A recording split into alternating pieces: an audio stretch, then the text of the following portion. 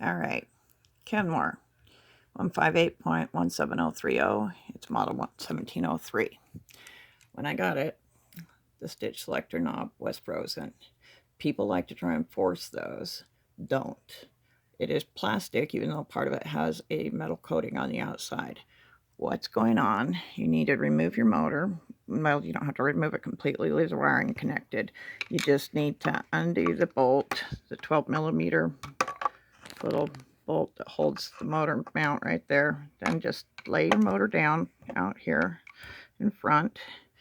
Okay, look at the back of your stitch selector dial. See all those little divots? Goes up and down here like a zigzag.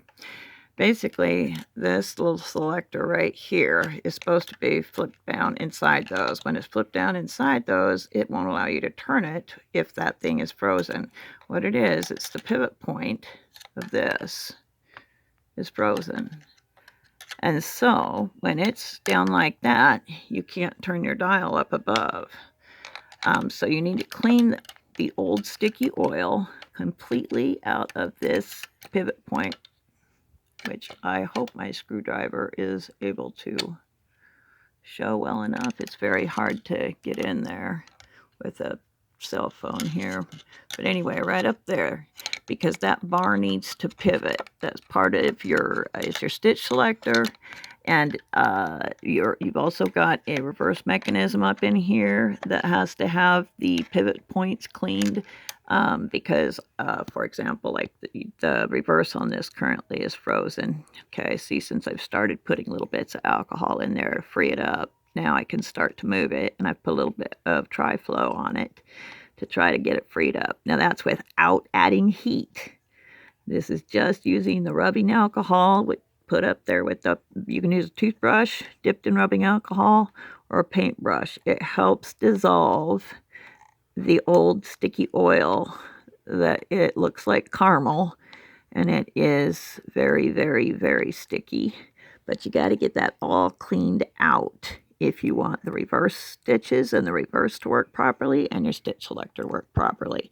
But so these are the mechanisms you need to be able to get cleaned up and working from the inside before you try forcing knobs on the outside.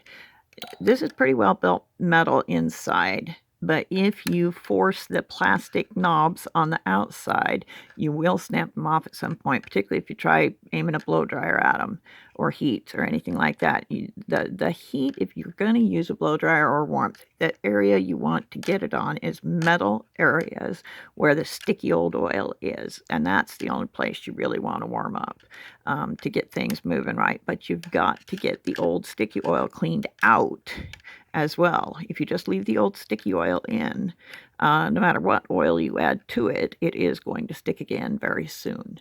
So if you really want a machine to be functional for a long time, try to get all the old sticky oil cleaned out as best as you can.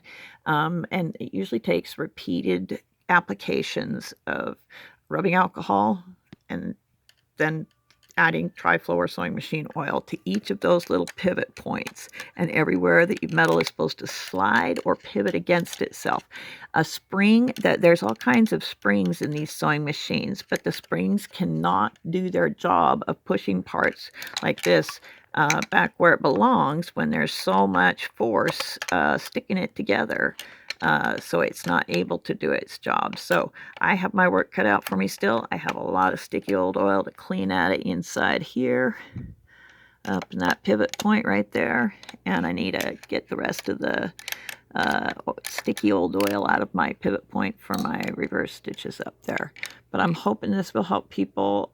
This is the same on most of your Kenmore 1703, 1603, and 1803 sewing machines, regardless of which version they are, whether it's a 17030 or 17031, 17032, 17033, etc.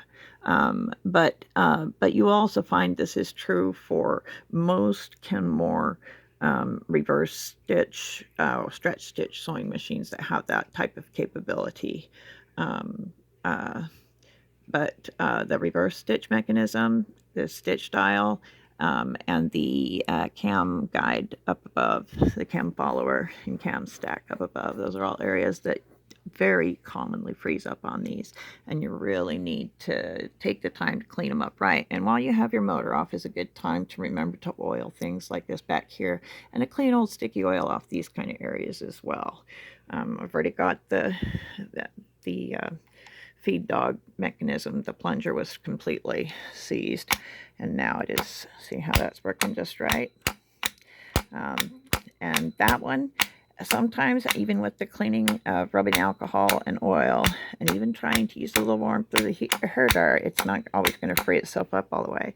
This one I had to take, and while this was, it was frozen in this position, I had to put my screwdriver here and then gently tapped it with the rubber mallet until it allowed it to move far enough that I could then pull it out by hand and clean off the old sticky brown oil with the Q-tip dipped in rubbing alcohol. And that's how I cleaned it. And then you put more oil in all these points and make sure you oil the pivot points here as well as the plunger itself.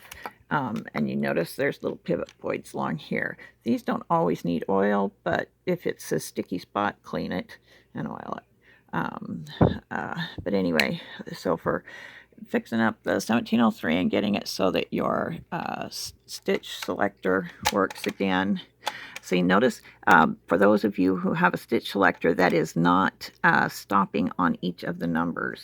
When it's one of these, it is that dirty, sticky pivot point right up there that needs cleaned and oiled again.